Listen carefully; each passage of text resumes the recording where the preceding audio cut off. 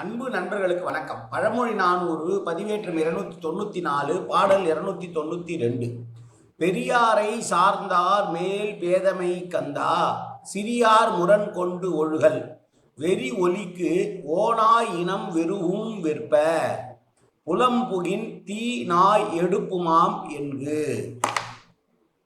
ஒரு மலைநாட்டு அரசனை பார்த்து சொல்லுவதான பாடல். எப்படிப்பட்ட மலைநாடு அது?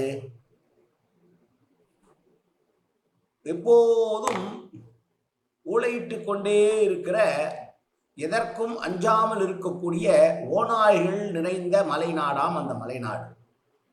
அந்த மலைநாட்டினுடைய அரசனே என்று சொல்லிவிட்டு சொல்லுகிறார்,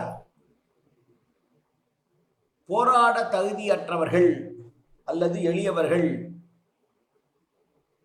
பெரியவர்களோடு போராடுவது என்பது மட்டும், போராடாமல் இருப்பது மட்டும் புத்திசாலித்தனம் இல்லை, பெரியோர்களை சார்ந்திருப்பவர்களோடும் போராடாமல் இருப்பது தான் புத்திசாலித்தனம் என்று சொல்லுகிறார். அதற்கு ஒரு உவமை சொல்லுகிறார். தூங்குகின்ற கரடியை நாய் எழுப்புமா போலே என்று சொல்கிறார். கரடி பலம் மிக்கது, நாயோ பலம் இல்லாதது. பலம் இல்லாதவர்கள் பலம் கொண்டவர்களை மட்டும் எதிர்க்காமல் இருப்பேன் என்று சொல்லாமல், பலம் கொண்டவர்களோடு துணையாக கொண்டிருக்கிற அவர்களுடைய நண்பர்கள், உறவினர்கள் அல்லது அவர்களை சார்ந்திருப்பவர்களையும் பகைத்து கொள்ளாமல் இருப்பது நல்லது.